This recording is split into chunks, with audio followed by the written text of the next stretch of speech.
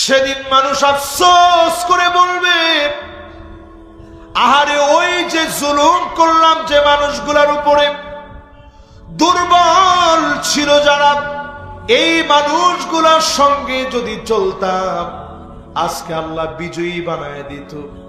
এই মাহফিলে বলি, যদি আজকে আপনি দুর্বলদের হাতগুলোকে সবল করেন, ইসলামের পক্ষে কাজ করেন, মাজলুমদের পক্ষে যদি আপনি দাঁড়ান, নিজে যদি জালেম না হন, চাঁদাবাজ না হন, লুটেরা না হন, বালুখোর না হন, আপনি যদি সন্ত্রাসী না হন, আপনি যদি মাজলুমদের সঙ্গী হয়ে যান, আফসোস থেকে যিনি বাঁচায় দিবেন তিনি কে? 7 নাম্বার আফসোস মানুষ করবে, কেন ভালো মানুষের সঙ্গ নেই নাই।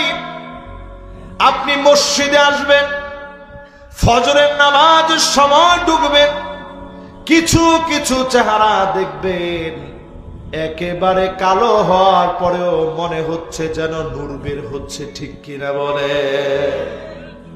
চেহারাটা দেখলে মনে হয় নুরানি চেহারা, সৌন্দর্য বের হয়ে যাচ্ছে, নুরানি আভা বের হচ্ছে চেহারা থেকে। এই মানুষগুলোকে সঙ্গী বানায় নেবেন, নামাজিদের কাছে দোয়া নেবেন, নামাজিদের সঙ্গে চলবেন, নামাজিদেরকে বন্ধু বানাবেন, যারা ভালো কথা বলে তাদের বন্ধু বানাবেন, বিরোধিতার জন্য বিরোধিতা না। আপনি একটু ওই মানুষগুলোর সঙ্গে মিশেন যারা নামাজের প্রথম কাতারে থাকে, সে যে দল করুক আপনি দেখবেন লোকটার ভিতরটা অন্যরকম। আপনি লোকটারে বোঝান, ফাইন তুখালিতুহুম ফাইখওয়ানুকুম। কোরআন বলতেছে এই মানুষগুলোর উপরে যদি আপনি মেহনত করেন, এই মানুষগুলাকে যিনি আপনার ভাই বানায় দিবেন তিনি কি? তাহলে বলেন এই কাজগুলো আমাদের করা দরকার কিনা বলেন?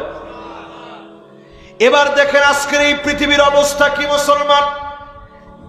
5-7টা মিনিট একেবারে মনোযোগ নিয়ে শুনেন।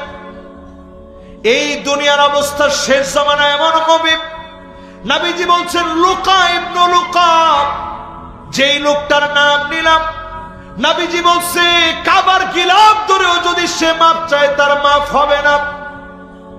এই রকম লোকেরা তোমাদের নেতা হয়ে যাবে।